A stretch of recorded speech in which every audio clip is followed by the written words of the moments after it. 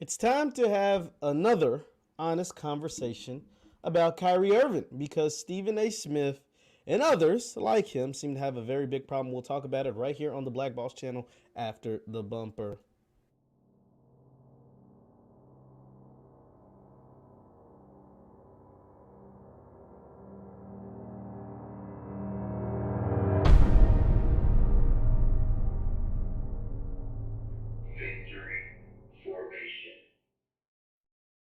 What's good people? Jeff Lightsy Jr. here with the Black Boss channel and Victory Formation. Thank you guys for tuning in. Be sure to hit the thumbs up button, like, share, subscribe, and the notification bell because we upload every single day. And don't forget, don't meet me there, beat me there. The All Black National Convention, October 29th through November 1st, Orlando, Florida, at the Omni. I hope to see you all there. Now, today we are here to talk about Kyrie Irving once again because Kyrie Irving is one of the driving main figures driving the sports conversation all over the country because of his stance about getting the jab. Once again, I've talked about this ad nauseum, but we're going to continue to talk about it because it's a highly controversial topic, all right? Because the jab has been politicized, and the jab is something that a lot of people stand on the side that everyone should get. Some folks feel like there's a thing called like herd immunity, and if you've gotten the virus, then you should be okay. And then there's some people that kind of like straddling the fence, right?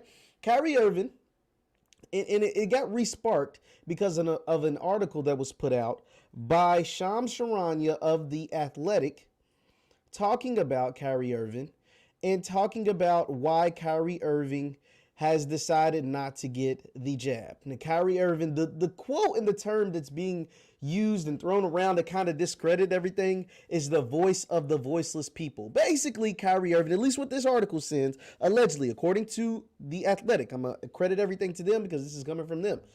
Kyrie Irving is upset with the way mandates have forced a lot of people to lose their jobs, a lot of people to not be able to participate in things that they have not been allowed to do because they refuse to get the jab, right? So that is kind of like, at least what they're saying, his reasoning for not getting the jab. And maybe there's more to it. Maybe I'm paraphrasing and not saying it right, and if somebody wants to correct me, by all means correct me. But regardless of what his stance is, he has decided not to get the jab. And so the Brooklyn Nets have responded by saying, hey man, we don't want you on a part-time basis. Either you get the jab and you're here with us for the entirety of the season, which is all 82 games, or you don't get the jab and you're not going to play without, playing in road games. We're not going to allow you to just play in road games, not have the jab and participate in 41 games instead of 82. Like, you're not going to practice, you're not going to do anything. We're not going to do, make special accommodations, which they have. They have made special accommodations at certain times. They were practicing in California for a long time.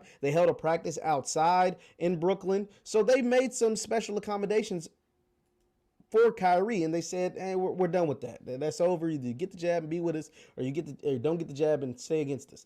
And so this was a big topic on First Take recently with Stephen A., who's all for the jab and all, pissed at Kyrie, and Jay Williams, who has the jab, who is double jabbed up, right? But he respects Kyrie's decision to not get the jab, right? And that is where I fall. Here's the thing about Kyrie Irving, and the reason why this is convoluted and it kind of like is, a big debate, because Kyrie Irving plays a team sport, right? If Kyrie Irving played an individual sport, if you played an individual sport or a sport that's played outdoors like football or baseball or something else that's played outdoors, where you can kind of get away with a lot of things, this would not be a topic. There are tons of NFL players, very notable NFL players like quarterbacks, Lamar Jackson being one, Josh Allen being another, Carson Wentz being another, in the NFL, that Kirk Cousins being another, that don't have the jab, right? But they don't have these problems because they play a sport that is played outside. Kyrie Irving plays a sport that is played indoors, and it's a team sport. And in his city, now it's at the fact that he plays in New York City, because if he played in Florida, this wouldn't be a problem. But his city in New York City has a jab mandate, saying that if you participate in anything indoors, whether it's restaurants, gyms, basketball practice, basketball games, you have to have the jab. That's why this is a big deal. And because Kyrie Irving is a superstar in the league, right? He gets paid $30+ million because he's really, really good at basketball. But here's the problem I have with guys like Stephen A. or whatever. You don't have to agree with Kyrie's decision. You can think it's the dumbest thing in the world. You can think it's, selfish or whatever, right? But you can't be mad at him on one end when you, because I remember Stephen A specifically being upset with Kyrie Irving because Kyrie Irving is a controversial guy, right? Kyrie Irving at times last year would like just decide not to show up to work, right? Like he just decide like, hey man, I'm gonna take this game off. I'm gonna take a few games off because I don't feel like playing basketball. And guess what? When you're a superstar in this league, you kind of get away with stuff like that. Hey, it is what it is. The Nets were cool with it. I guess I would be cool with it. I don't give a damn whether he plays or not. He ain't on my team. If I'm a fan of the team, I might be upset. But when he comes back, I know he's going to give 110%. I know he's going to be a dog on the court because he is better than 90% in the NBA. But Stephen A had a problem with Kyrie Irving when he do that because he said Kyrie Irving would still get paid and not always participate. Okay, you can have a problem with that. Kyrie Irving at this moment now is turning down money. The fact that he was willing to miss 41 and now all 82 of the games lets me know he's not going to get paid that $30 million salary. They're going to give him something, right? Because they're the ones that told him to get lost if you're not going to get the jab. So they'll probably give him half his salary, the 41 games he would have been able to play. But he's not going to get 30 million. He might get 15, 14, 16. He ain't going to 30, 31, 32, 33, whatever he's supposed to get paid. And so if Kyrie is sacrificing his own salary, why can I be mad at that? How can I be mad at a man that's turning down over $15 million because of what he believes in? Whether I think it's dumb or not, I can think it's the dumbest thing in the world. But if he's leaving $16, $17 million on the table, the hell am I going to get mad for? Now, if you're his teammates, you might get mad, right? Because you feel like you have a really, really good chance of winning the championship. You have a really, really good chance of being the best team in the NBA. You have a really, really good chance of changing your legacy, right? Whether it's Kevin Durant or James Harden or even Kyrie or somebody team that might not ever win a championship in any other place or situation, right? Because he's that good at basketball.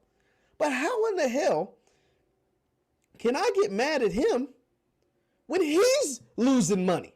He's turning down money.